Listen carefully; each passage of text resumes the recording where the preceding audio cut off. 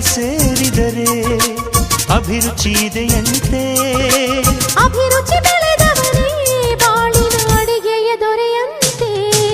ಜೇನಿನ ಗೂಡು ನಾವೆಲ್ಲ ಬೇರೆಯಾದರೆ ಜೇನಿಲ್ಲ.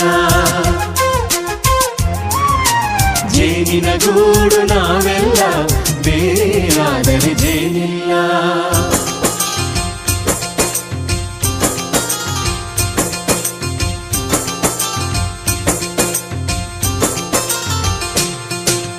ಕಹಿಯನ್ನೆಲ್ಲ ಮರೆಯಬೇಕಯ್ಯ, ಅದ ಮರೆಯೋದಕ್ಕೂ ಮರೆಗೂ ಬೇಕಯ್ಯ.